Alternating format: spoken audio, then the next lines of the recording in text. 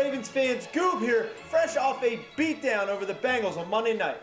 Holy crap, I haven't seen a Ginger so upset since Eric Cartman fed Scott Tenorman his parents on South Park. Jeez, what a little crybaby. You gonna cry all day, crybaby? You know, everyone has problems. It doesn't mean you have to be a little crybaby about it. I was really surprised to learn that they call Andy Dalton the Red Rifle.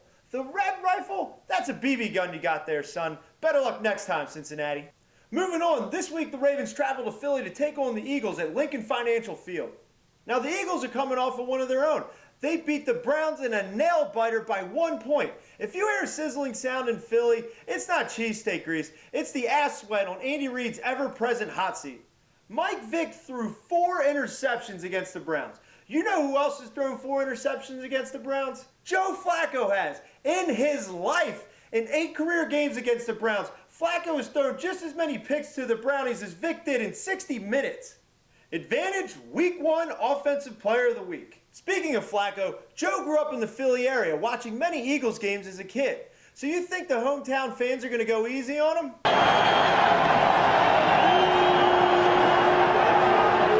Jesus!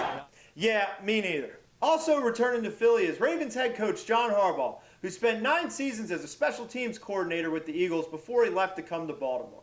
During that time with Andy Reid, he picked up some pretty bad habits, including having no idea when or if to use timeouts, losing conference championship games. However, at least he learned great form while throwing a challenge flag. The Eagles are still considered to be strong contenders even though they barely scraped by the lowly Browns. And reports are Mike Vick is already on the hot seat and could be replaced by Nick Foles at any moment. Never heard of Foles? He plays Kenneth on the TV show 30 Rock.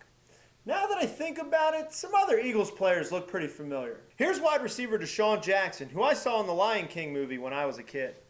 Then there's Dennis Kelly, who I'm pretty sure was in the line in front of me at Walmart last week. We're already sick of those NFL commercials featuring Eagles center Jason Kelce. And finally, there's Evan Mathis. The Ravens courted Mathis this offseason, but he was too busy watching professional wrestling to come to Baltimore. In a 2011 poll, Major League Baseball players actually voted Philadelphia's fans as the worst in the league, and it wasn't even close because they had over a third of the votes. And in 2010, in a game against the Packers, Eagles fans ripped the windshield wipers off a Packers fan's car, scratched the hell out of it while punching and kicking the poor guy's car.